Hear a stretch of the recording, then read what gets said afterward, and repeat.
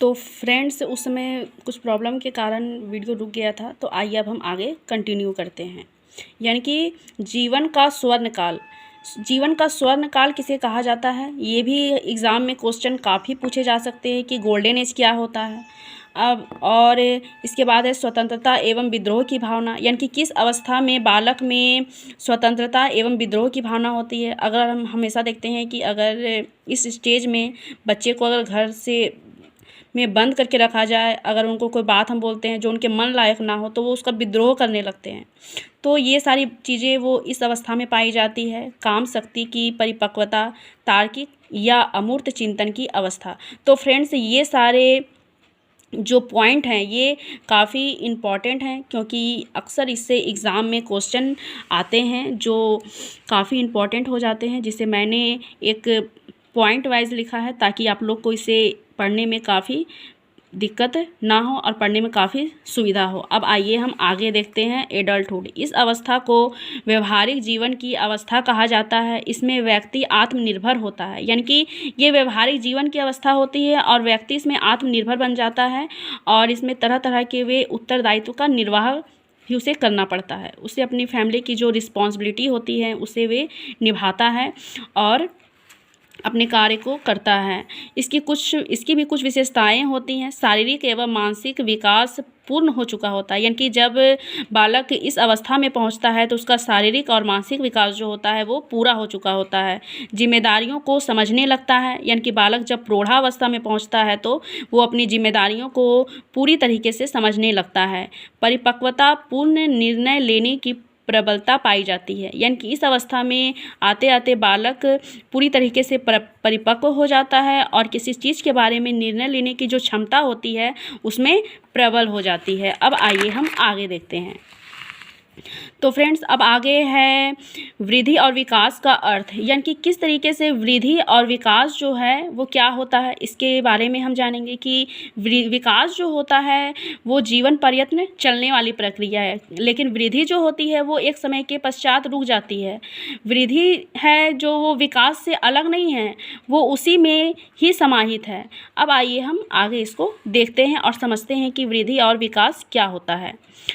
वृद्धि से अभिप्राय है शरीर, आकार और भार में वृद्धि, यानी कि जब शरीर का आकार, भार, ये सभी चीज़ों को हम देखते हैं, समझते हैं, तो ये सारी चीज़ें जो होती हैं वे वृद्धि के अंतर्गत आती हैं।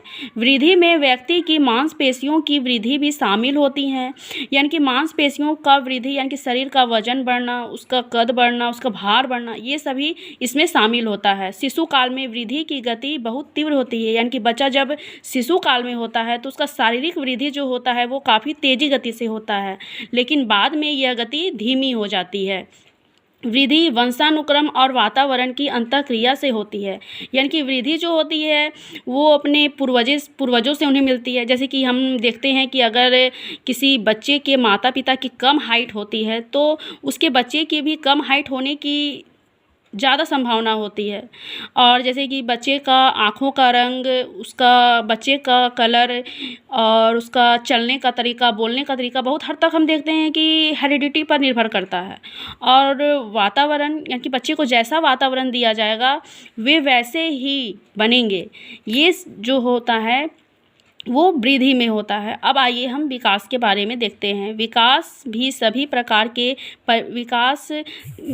प्रकार के परिवर्तन शामिल हैं। विकास के विस्तृत अर्थ में ही वृद्धि शामिल है, यानी कि विकास में ही वृद्धि शामिल होती है, ये इससे अलग नहीं है। इसमें व्यक्ति की कार्य क्षमता, कार्य कुशलता और व्यवहार में प्रगति होती है, यानी कि किसी बच्चे में कितना नैतिक मूल्यों का विकास हुआ है, अगर इसे समझना है तो ये विकास के अंतर्गत आता है। अब आइए फ्रेंड्स हम लोग वृद्धि और विकास के कुछ अंतर हैं उसको देखते हैं कि दोनों में क्या डिफरेंसेस पाई जाती हैं। वृद्धि मात्रात्मक परिवर्तन का संकेतक है, यानी कि वृद्धि में मात्रात्मक परिवर्तन होते हैं, जैसे कि शरीर का लंबाई, भार, ये सभी क्या हैं कि मात्रात्मक परिवर्तन होते हैं। और विकास गुणात्मक परिवर्तन का संकेतक है। ये गुणात्मक परिवर्तन, यानी कि किसी बच्चे में कितने नैतिक मूल्यों का विकास हुआ है, ये जो होता है वो गुणात्मक परिवर्तन के अंतर्गत आते हैं। वृद्धि निरंतर नहीं होती है, यानी कि वृद्धि जो होती है वो एक समय के पश्चात रुक जाती है। ऐसा नहीं होता है कि हम लोग 30 साल या 40 साल तक हमेशा वृद्धि करते ही रहते हैं, हमारा हाइट बढ़ते रहता है, ऐसा नहीं होता है।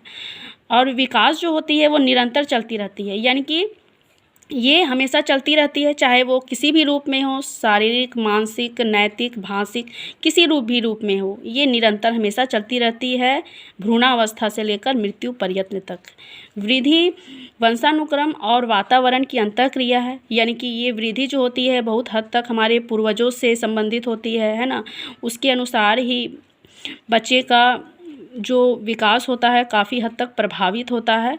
और विकास सभी प्रकार के परिवर्तनों का प्रतिनिधित्व करती है, यानी कि जितने भी तरह के परिवर्तन होते हैं वे विकास के अंतर्गत आते हैं, चाहे वो शारीरिक हो, मानसिक हो, सामाजिक हो, नैतिक हो, वे सभी विकास के अंतर्गत आते हैं। अब आइए हम आगे देखते हैं। अब है विकास, इसे मापा जा सकता है, यानी कि वृद्धि को हम लोग माप सकते हैं। किसी बच्चे का कितना हाइट है, उसका वेट कितना है, इसको हम लोग माप सकते हैं। जैसे कि आकार, लंबाई, ऊंचाई इत्यादि, ये सभी जो होते हैं वे वृद्धि के अंतर्गत आते हैं। इसे मापा नहीं जा सकता, यानी कि विकास जो होता है उसे हम लोग नहीं माप सकते हैं। किसी बच्चे में कितना नैतिक मूल्यों का विकास हुआ है, क्या हम लोग इसे माप सकते हैं? इसे नहीं मापा जा सकता है। जैसे कि कार्यकुशलता और कार्यक्षमता। अब आगे है बालक के परिपक्व होने के साथ ही यह रुक जाता है, यानी कि जैसे ही बालक परिपक्व होता है तो बालक में वृद्धि रुक जाती है। और विकास में यह सतत प्रक्रिया है, विकास जो होता है वे सतत प्रक्रिया है, यानी कि वो निरंतर चलता रहता है। बालक के परिपक्व होने के बाद भी यह चलती रहती है, यानी कि ये जीवन पर्यंत प्रक्रिया है। तो फ्रेंड्स, आज हमने देखा कि बालक का कितने स्टेजेस होते हैं, है ना, जिसमें उसका विकास होता है। फिर हमने देखा कि क्या वृद्धि क्या होती है, विकास क्या होता है, उसमें क्या अंतर पाए जाते हैं, इसको आज हमने देखा है। तो फ्रेंड्स, आज के लिए बस इतना ही। मैं नेक्स्ट वीडियो जल्द ही अपलोड करूँगी। अगर आपको मेरी वीडियो अच्छी लगे तो मेरी वीडियो को लाइक करें, एंड अगर आप मेरे चैनल पर नए हैं तो मेरे चैनल को सब्सक्राइब करें।